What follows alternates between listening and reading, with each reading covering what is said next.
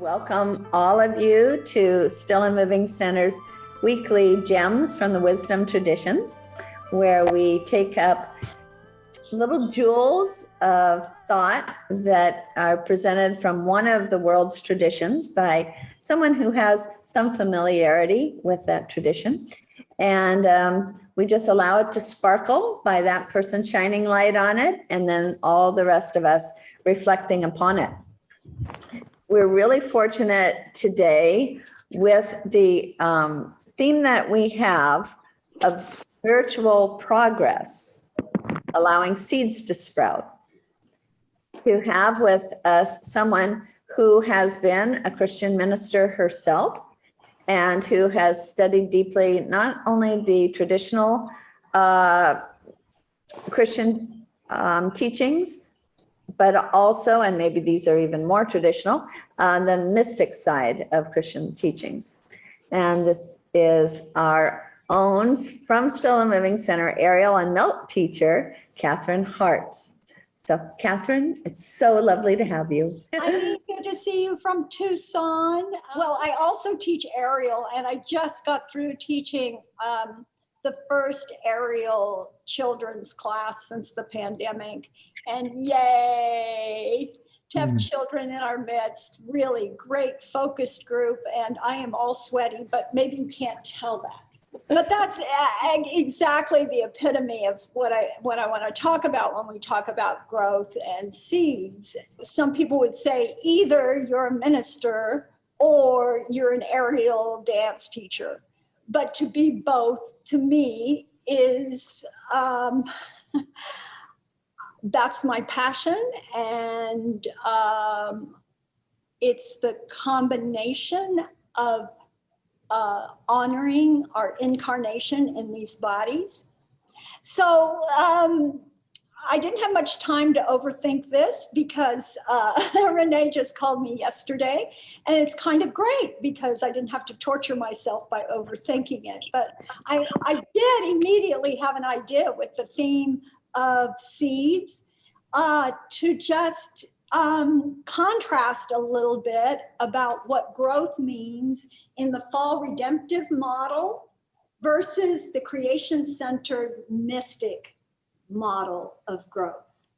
So many of you probably know what I mean, or a little bit about fall redemptive in Christianity would be that once upon a time, we lived in perfection in the garden, and then we created something awful, and we got expelled, and evil got introduced.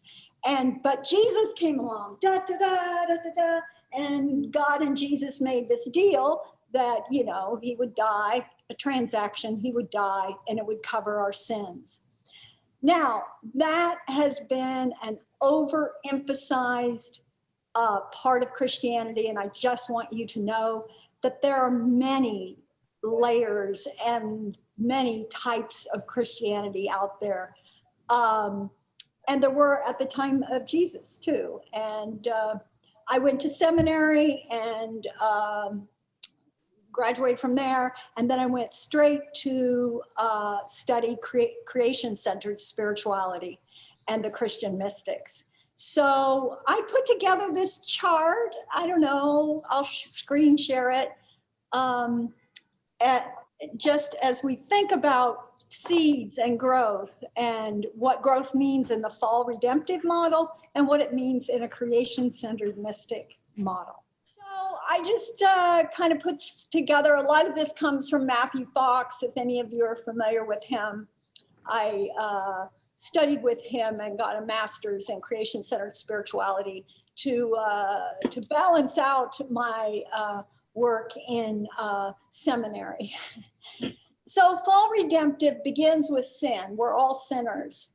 Creation-centered spirituality. Creation-centered spirituality starts with in the beginning, and the Hebrew word for in the beginning, well, actually the Greek word is dabar, which means in the beginning was the vibration. In the beginning was the creative energy.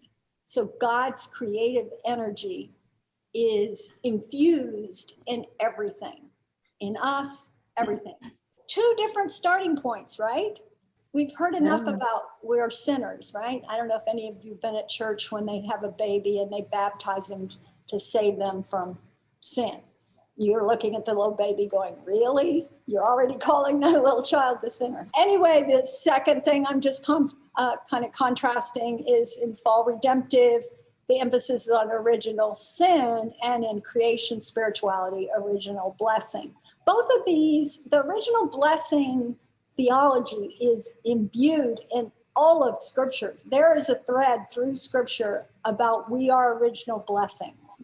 I tend to think that the fall redemptive is more patriarchal, whereas the creation-centered is more feminist and gendered balance. One leads to being ascetic, and the other leads to being aesthetic. Mortification of the body or discipline towards birthing. Control of the passions or the celebration of our passions. God as Father or God as Mother and child as well as Father. There are multiple images of God. God as Mother, God as the Aramaic prayer of Jesus is, "O great birther, mother and father of the cosmos." So those two are very different starting places. Suffering is wages for sin is the fall redemptive, and creation spirituality is suffering is birth pains of the universe and all beings suffer. So that theology that suffering is part of being human, and as we grow, there's suffering involved. Death is the wages for sin in the fall redemptive model. In the creation-centered spirituality, death is a natural occurrence, like the cycles and of the seasons. And dualistic, either or. Either I'm a minister or I'm an aerial teacher, but what about both and? The creation-centered would say we're multiplicity of things and we can follow our passions, and it can be both and. Now this one, the suspicious of the body and a kind of violent language in the body and soul imagery, like Augustinian theology, and Augustine said soul makes war with the body, as opposed to welcoming of the body and gentle in its body-soul imagery. One of my favorite quotes from Meister Eckhart is, "The soul loves the body." And when I think of that, I don't think of the soul deep inside, hidden inside, but the soul as a sphere of light 360 around our body, loving our body. So the soul and the body, there's a love relationship there. Eternal life is after death, or eternal life is now. Jesus said, he said the kinship or the kingdom or the queendom of God is here now. In the canonical Gospels, he said this over and over. It's now, folks, when there was an emphasis on the eternal life after death in the more fall redemptive. Fall redemptive contemplation is the goal of spirituality, whereas in creation spirituality, compassion, justice, and celebration are goals of spirituality. And in fall redemptive, a spirituality of the powerful and the hierarchy. Yeah. Whereas I often say, you know, the emphasis of Jacob's ladder versus dancing Sarah's circle, all on the same level together, dancing, where there's no hierarchy. So in fall redemptive, it's the spirituality of the powerful, whereas in creation-centered spirituality and the mystics, there's this common thing about the spirituality of the powerless, the Anawim, those without a voice. And in the fall redemptive, the emphasis is on the cross, whereas in the creation-centered spirituality, considers the cross as a significant part of transformation. the via negativa, but also emphasizes the creation, the resurrection, and coming of the Spirit in co-creation. That's a lot to unpack right there. Rather than ending our relationship with God with the cross, or that's the only way we can get to God, the cross is what Jesus talks about when he says a seed dies. A seed must die to transform. The cross is looked at as part of the transformational process. In creation-centered spirituality, you start with via positiva, which would be, in the beginning, the creative energy imbued everything with life and brought things and is still creating. That would be via positiva. Via negativa would be basically the cross. After that would be via creativa, which is out of the cross, something creative happens, something new happens, something in that dead seed in the ground started to sprout newness. That's via creativity, taking the negative, so-called negative, and working it through to something new. And the last stage of this process is via transformativa, which is, and you are transformed as an individual, but the transformation is not just for you, it is for all to serve humankind. So these are two different ways of looking at growth. What would growth be? What would seeds be in the fall redemptive? What would seeds be of spiritual growth be in that creation-centered spirituality? You know, I mean, the devastating psychological correlation in the fall redemptive tradition, which I think is, you know, is a sin, is that fear is the starting point. Fear is the starting point. And as Gandhi said, what is gained through fear lasts only while the fear lasts.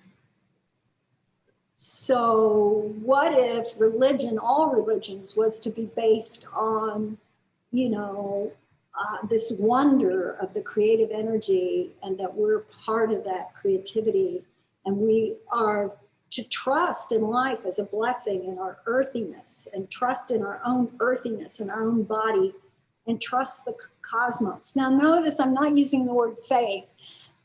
Actually, in the Greek, the faith translates more accurately into trust. And definitely the mystics talked about trusting the cosmos, trusting the seasons, the cycles, the growth cycles. I don't think in the fall redemptive model, it teaches us how to trust. It teaches us how to fear. To learn to trust our own earthiness, to learn to trust our own bodies and trust the cosmos and the process is exactly what we need right now. I think the fall redemptive model has got to, you know, I can't say it strongly enough. I think it's led us down some very bad paths. And I think creation-centered spirituality, the mystics, we're onto something. You know, I keep asking, what if God has entrusted us with this creation, with the seed within us? And, you know, what if we're all original blessings and not original sinners? You know, certainly there is enough basis in Scripture to show that we are original blessings.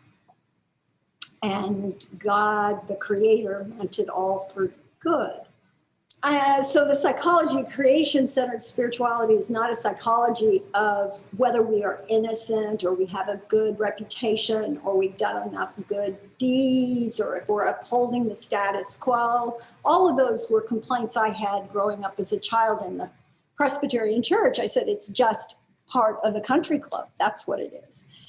Rather, it is the psychology of Jesus in the parables. Jesus talked about the talents, that we are here to expand our gifts and not to bury them. And the gifts are put within us to be to be shared and to be transformative, not only for ourselves, but for others. I want to start with the Christian mystic, Meister Eckhart. Okay, so he was 13th century, and long ago he made the startling declaration that God and human beings are already bonded together. He said, a seed of God grows into God. Let yourself go. Let God be God in you. I don't know if anybody's danced that, but it is in a Sufi dance now. The seed of God grows into God. Let yourself go. Let God be God in you. Let yourself go. Let God be God in you. Meister Eckhart said, a seed of God is in us. Now as a seed of a pear tree grows into a pear, and a hazel seed grows into a hazel tree, and the seed of God grows into God. So the seed within us grows into God. Let yourself go. Let God be God in you. So in Meister Eckhart and many of his writing, he underlines this reverence for growth. And he says, now God creates all things, and whatever your name of God is, our beloved, our creator, whatever name, creates all things, but does not stop creating. God forever creates and forever begins to create. And creatures are always being created and in the process of beginning to be created. So creation is not something that happened way in the past. Creation is ongoing. What does God do all day? God lays on a maternity bed, giving birth to all. God is creating this whole universe, full and entire in this moment. So what does God do all day? God lies on a maternity bed, giving birth. The importance of actually allowing whatever seed has been put in us to really grow and flourish is given utmost importance.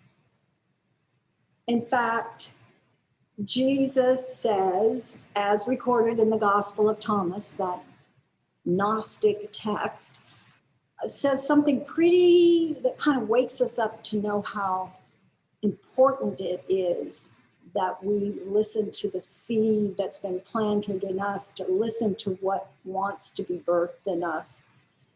It says, if we bring forth what is within us, what you bring forth will save you. If you do not bring forth what is within you, what you do not bring forth will destroy you. Woo, does that wake everybody up? Wakes me up. So that turns sin on its head, right? Sin is not then, being disobedient to the hierarchy. The sin is the drying up or not allowing the passion, the spark, the seed that God has placed in you. So the key to spirituality is a psychology of growth.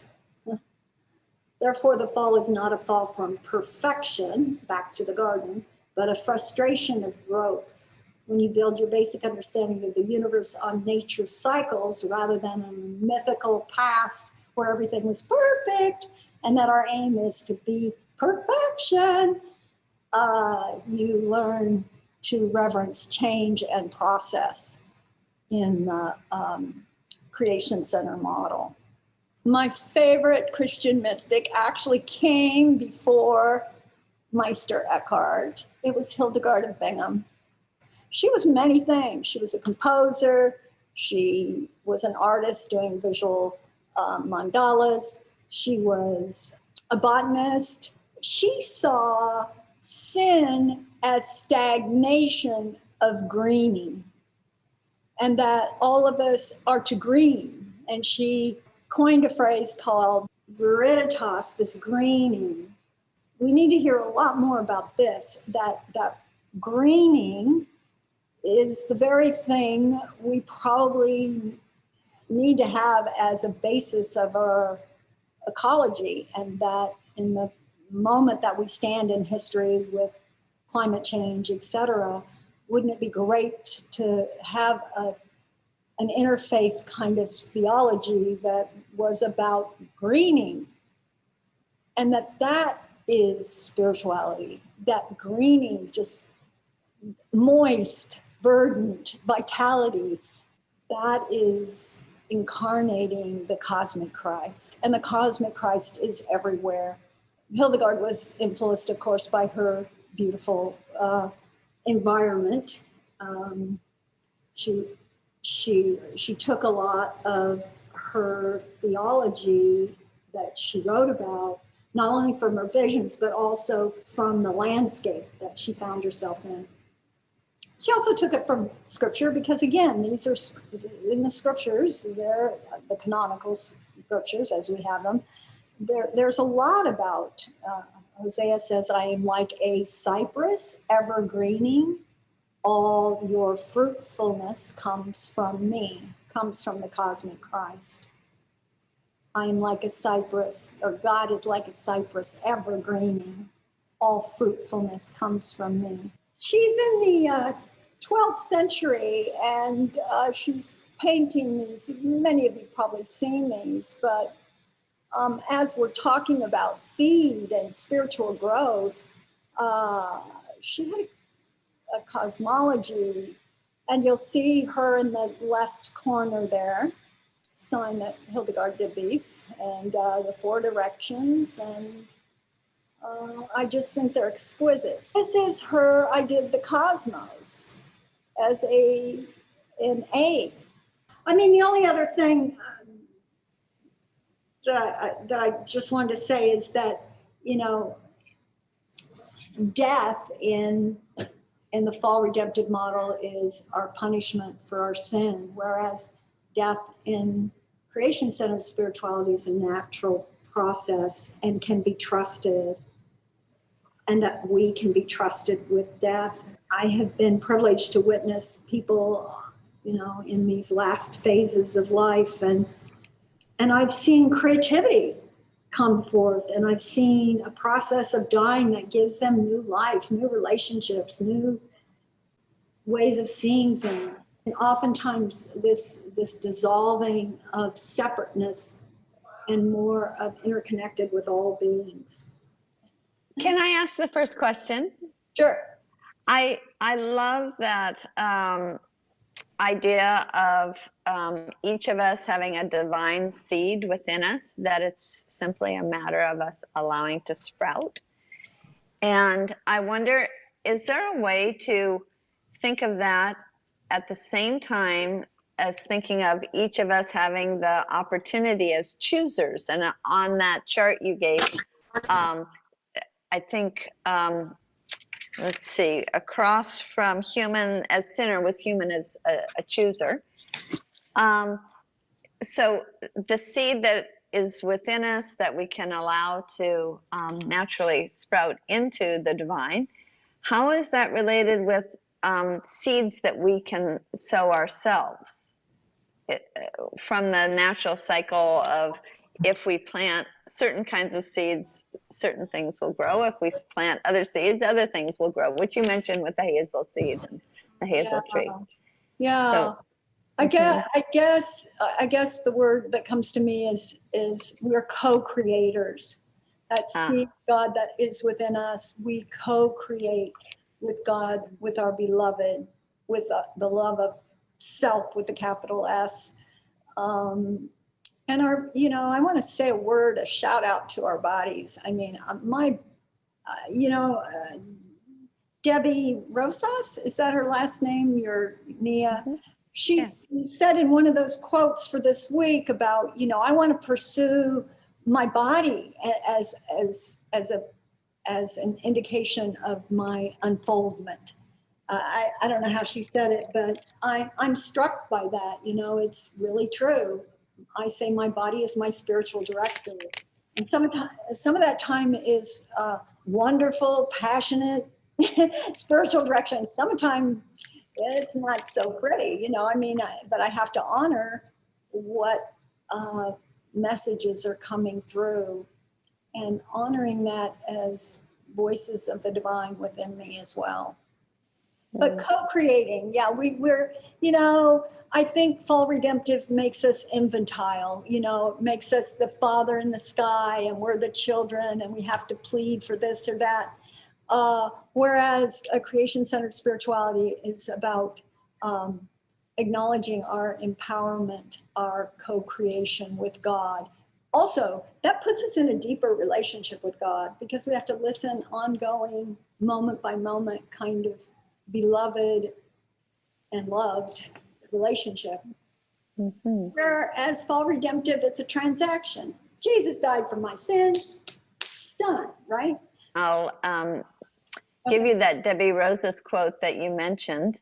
Yes. Which is, I am motivated by the desire to explore my existence as a spiritual being in a human body, in flesh. And, Yeah. you know, I mean, true Christianity, I mean, really, when you think about it, is God being flesh. It is the incarnation. And that's, you know, the spirit made flesh and dwelling amongst us and in us. Catherine, I also see a question comes in from Robert, so I'll just read it out loud. Given the apparent injustices of life, how do mystics explain the idea of justice?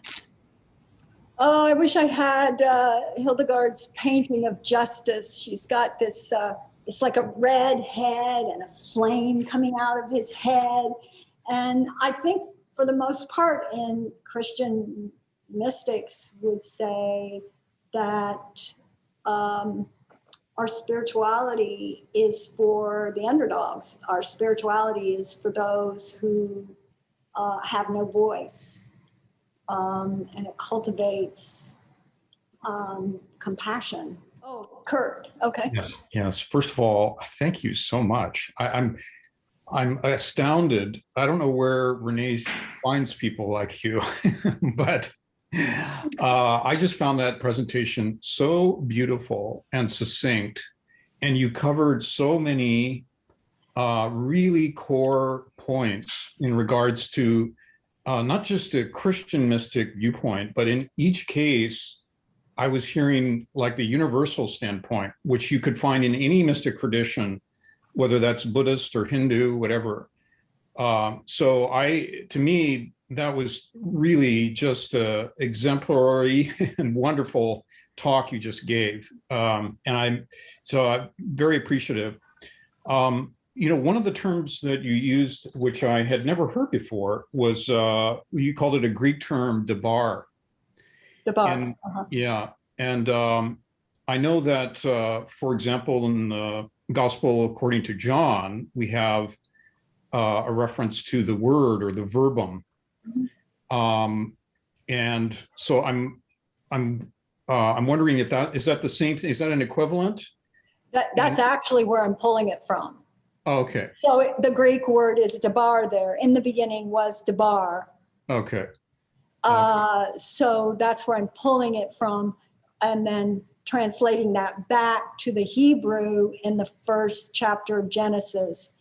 In the beginning was the creative energy. Yeah. Yeah. So then, you know, he also says there, as he goes on, that that word was with God. It was the light that was in the beginning, and it is the light that lighteth every man that cometh into the world. So right there, we have this teaching that you were explaining to us. In my view, it seems like that it's right there in St. John's Gospel, that each person, what we call, say, the seed, the origin of consciousness, and each person is that very light, which was in the beginning, which was God. So it's this equivalence with the Word, with God, with that light, that creative light, which gave birth to all things, being in us. And to me, your discussion there was like an elaboration of that idea. So I found it very inspiring, and also just you're connecting up with, you know, this fundamental issue that's facing humanity right now in terms of climate change and our misuse and abuse of other species, of other kingdoms of nature, our lack of recognition of our responsibility towards those kingdoms and the sense of right use in relation to them, you know.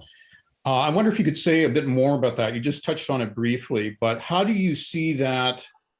What do you see as the core issue there that human beings need to awaken to at this time that's going to really help us take those steps that are needed to prevent, you know, what's turning into like a catastrophic worldwide Yes. disaster for humanity? Do you have any? Can you make some suggestions there? Well, you know, if our understanding of our spirituality and growth is that all things are sacred, and the cosmic Christ, whether you use that term or not, the holy is embedded in all living things. So there's this deep reverence. But, you know, I mean, I have little patience anymore with the fall redemptive. And I worked within it for many, many years and taught this way. But first of all, it comes down to if we could all just, I think the mystics have a lot to say to us in this time in history as we're facing so many, you know, catastrophic things, like you said. I think it's the basis of ecology. I think Hildegard's greening, veriditas, that our spirituality is shown in greening. And we have a relationship with the earth. The other thing that does is also it is interfaith. You know, I'm not wanting Lutherans and Methodists talk together. Okay, that's fine. But I think we have to do something bigger, right? I think we've got to do something. But I've sat many meetings trying to iron out the difference between one denomination and the other. Finally, I just said, this is ridiculous. This is ridiculous. It's like we're talking to, you know, we're asking questions and nobody else is asking. So what do we do about, you know, ecology, veriditas, greening? This is our foundation. We have a relationship and a reverence for all of creation. You know, it didn't do us any good that word in the Bible that we were given to have domination over the earth was translated. That we have this image in fall redemptive that we're supposed to have dominion over. We are to subdue. That's the word I was looking for. Subdue creation. That's gotten us into a hell of a lot of trouble. That's like a hierarchy, again, where we're managing the earth instead of we're in relationship, asking permission, giving thanks that are, you know, we need it. Oh, you got me going here. I mean, we have to have an economy that takes in not just how it works for the two-leggeds, but how does this economy work for the four-leggeds? How does this economy work for the fish in the sea and the creepy crawlers and the winged ones? How does it work? You know, to me, the fall redemptive needs to be replaced by a more compassionate, relational model. Kirk kind of aimed us towards something that built a bridge to last week's discussion about maybe introducing a new dialogue into the culture, like perhaps a new myth that began to awaken awareness like a seed. Is that, Kirk? I just want to check and see if I'm reflecting correctly on your question. I like where you're going. Please go on. Because you mentioned last week about the Greeks and the notion, how do we start to shift the culture through a new story? And so I think maybe that's what Katharine is suggesting, is we need a new story. We need a new myth in the culture. And we need a new cosmology. We need a new cosmology, Mm-hmm. not one where we're subduing the earth, one where we're objectifying earth and other people. Right. Yeah, so I think Kirk was calling for maybe from the group at large. What are some ideas we have about a new myth that could that could take hold and go viral, so to speak, in the new way that information travels in our current era.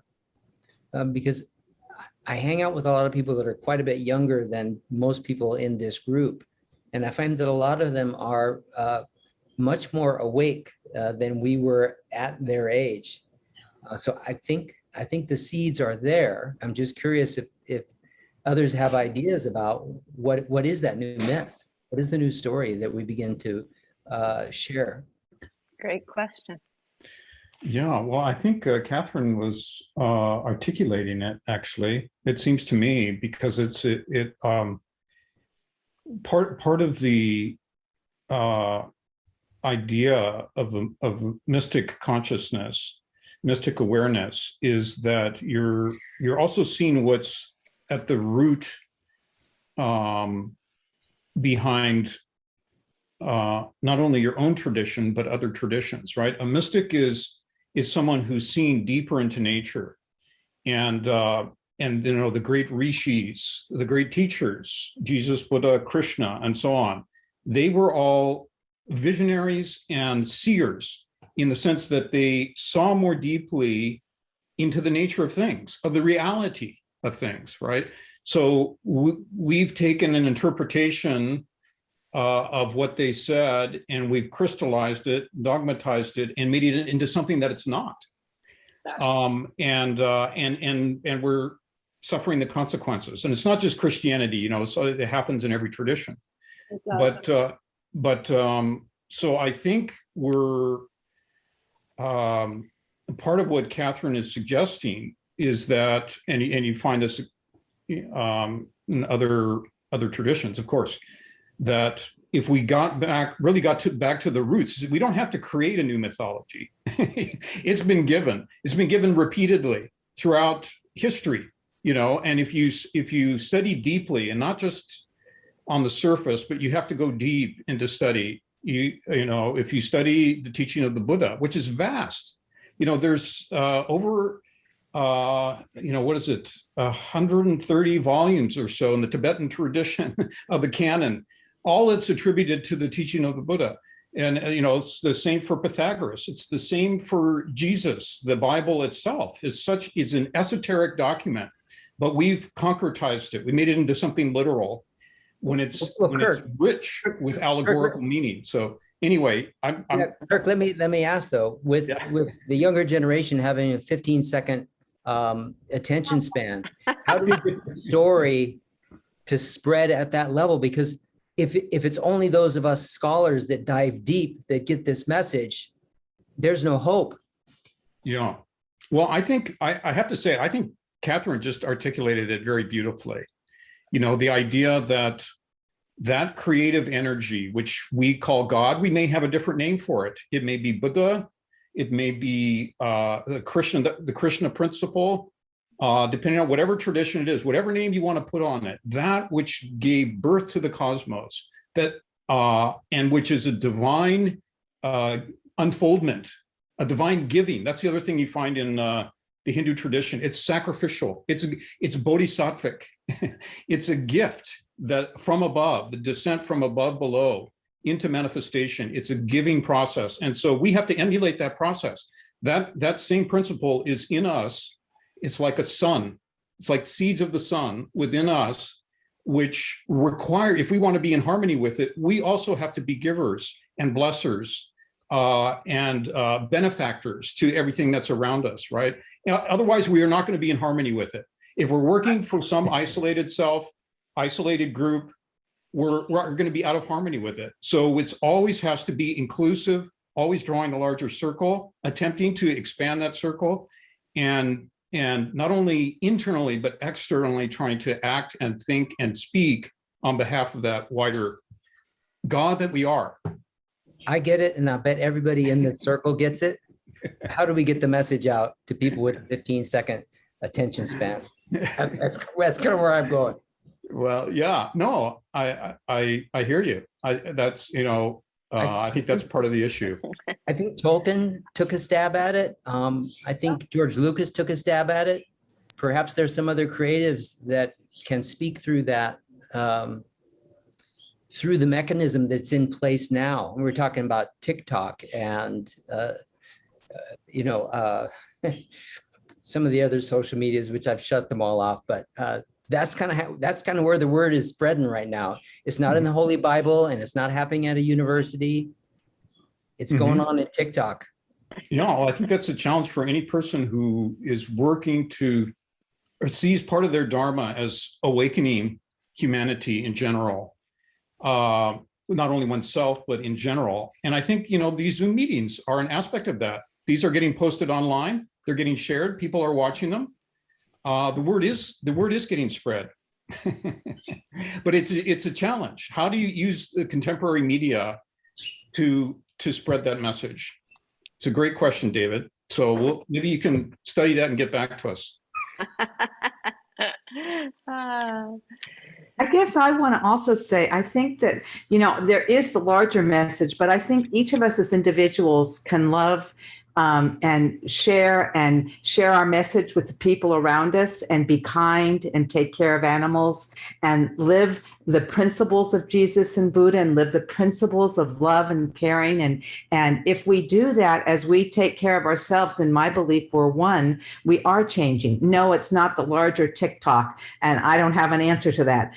Because I don't have an answer to that, all I can live is my present moment with love, wisdom, and integrity, and with my faith and trust, and whatever that looks like for people, that I truly believe we each can live our spirituality or our life if we're living with kindness and love. And then I think that does make a difference in the world. And I would like to be able, I don't have an answer for TikTok. I don't even go on TikTok. I don't even know it. But it's like, I really think we each need to live that in our life and take care of at least our home and our family. And yes, those that can support those that can reach out and do more. And I think it's honoring for me, it's honoring everyone's spiritual practice that allows them to live with compassion and kindness for themselves and others.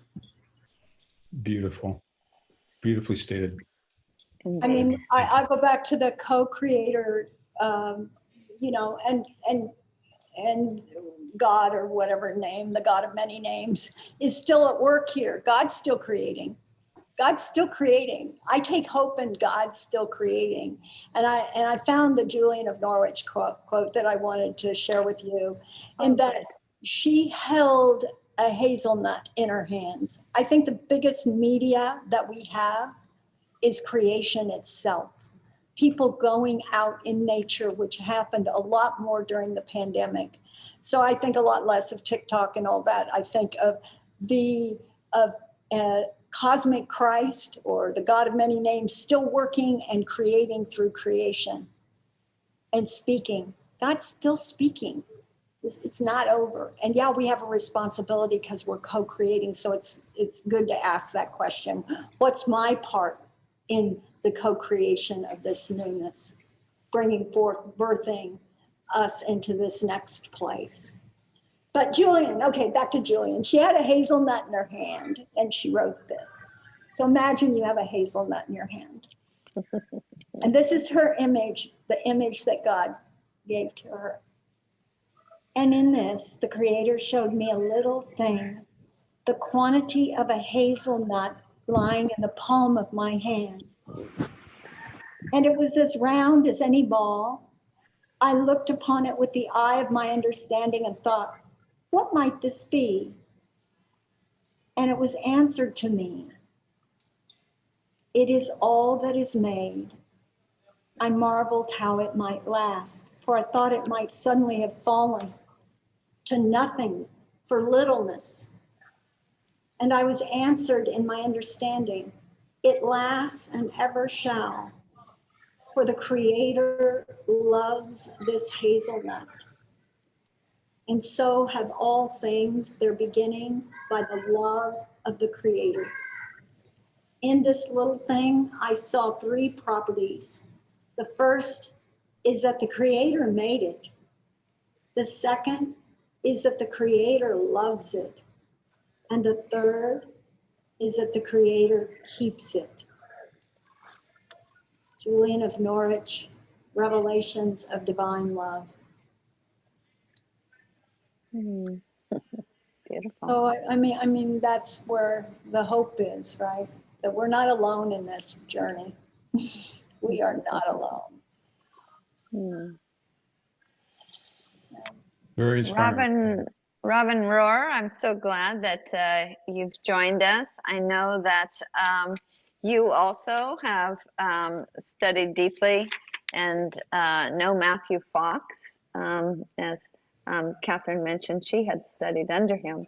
And I wondered if you wanted to weigh in just a bit on this idea of spiritual progress and planting seeds, allowing them to grow. Well, Renee, first of all, thank you for keeping this incredible forum going. I think we're all adding to our evolutionary possibilities by being involved in these kinds of Zoom calls. So bravo to you for that. I know it takes a lot of focus and effort, and that's your creativity also. The notion of two things really stand out to me. One is that we are co-creators. So this is not a spectator sport this time round. This is really about how we can be proactive and not just be sitting on a bench in the park going, ain't it grand, right? But what can I contribute? And I love this question of, okay, with these kids that have, you know, a 15-second attention span, and with most of us being north of 50 is what I'm judging. You know, how do you get the younger generation involved, not just theoretically, but in terms of action statements? And I think if we did nothing else outside of this Zoom call today, but keep in mind, you know, they used to say, what was it? There's only 6 degrees of separation between us and anybody in the world. And now it's more like 3 if you've got a heavy duty Rolodex. And celebrities drive messages on social media. And if we as a hui of 15 plus people for this Zoom call could go deep into our ability to co-create, to be creative, and to think of what celebrities, literary, pop stars, Hollywood, I mean, just to leave it all open as possibilities, who could we get to? Because that's what, I mean, J-Lo wears a different dress and 20 million people are watching, right? I mean, to make use of social media really requires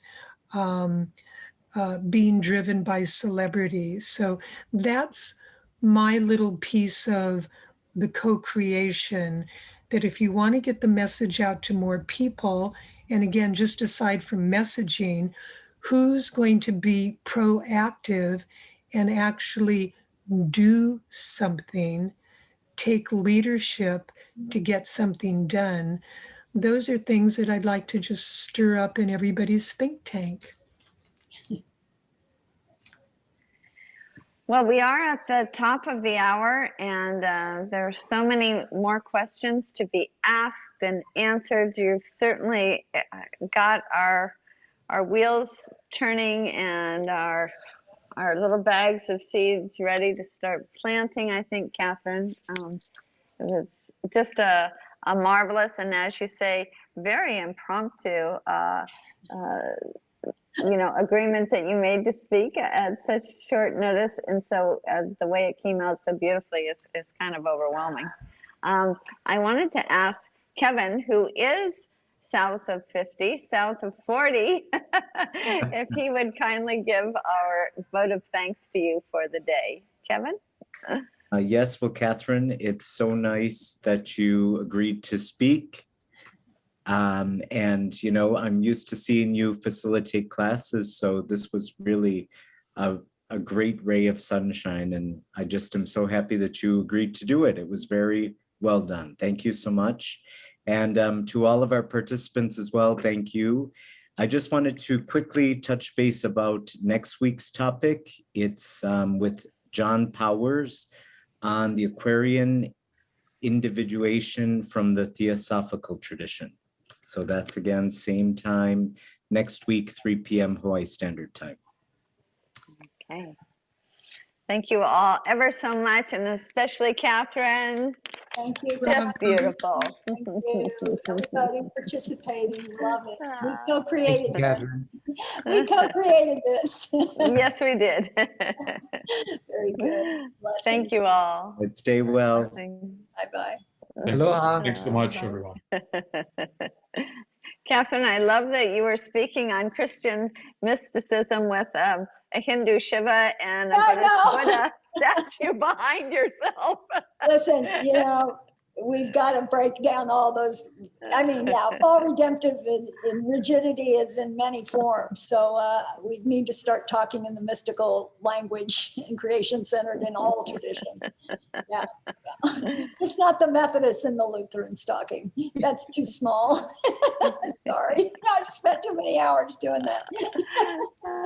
I already said it, Catherine, but I just thought that was fabulous. Very, very inspiring, synthetic, and just touched on so many points very simply, but obviously very deep in a very deep way, so thank you. Thank you so much. Thank you, Kurt, for the feedback. Thank you. Yeah. Thank you, Renee, for the opportunity. At 8 in the morning, I didn't know if it was an opportunity or not. But it had to be.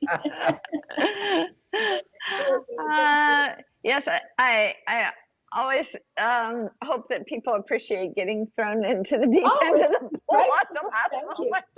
And I had no time to angst. It was great. Great improvisation. Yeah, I couldn't overthink it. So great. Yeah.